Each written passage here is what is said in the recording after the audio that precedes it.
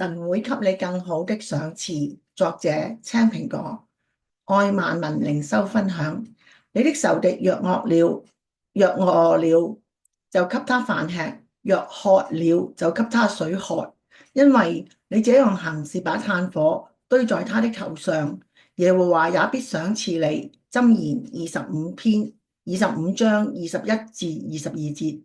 呢一句經文係所羅門王喺聖經裏面對我哋嘅一個提醒，亦都係神嘅話語對我哋嘅一種提醒。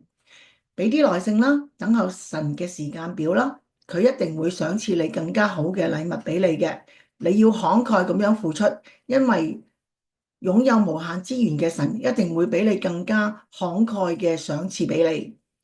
就好似主耶穌基督咁樣講，耶穌說：我實在告訴你們，人為我嘅福音撇下房屋，或是弟兄姊妹、父母、兒女、田地，沒有不在今世得百倍的，就是房屋、弟兄姊妹、母親、兒女、田地，並且要受逼迫，在來世必得永生。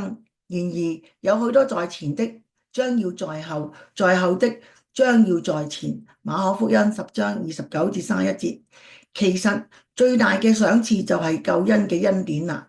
只要我哋真心悔改，又相信主耶穌基督嘅復活，咁我哋就可以得到永生，永恆咁同主一齊喺天堂共聚。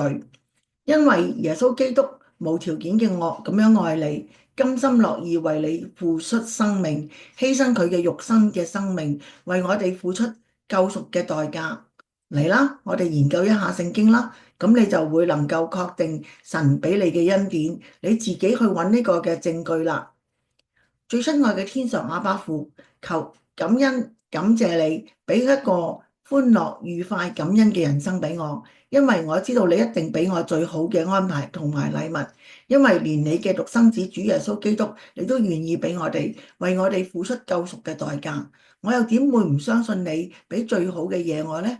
讓我一生都能夠有感恩嘅感覺，你一生都會對我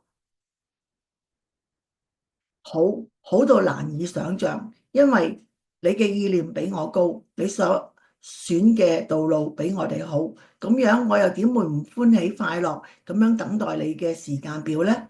我亦都十分盼望主耶穌基督第二次嘅來臨，讓我哋能夠追隨佢嘅榮耀嘅生命。祈禱係奉主耶穌基督嘅名求，阿門。各位網上面嘅朋友同主內嘅弟兄姊妹，如果你哋有感動嘅話咧，就俾個 like 我啦。如果你覺得可以同朋友分享咯，咁你咪撳 share 咯。如果你覺得我想知多啲愛萬民靈修分享嘅小道理嘅話咧，你就可以撳右下角嘅鈴鐺，免費訂閱神嘅平安頻道啦。願神大大嘅祝福你，再見。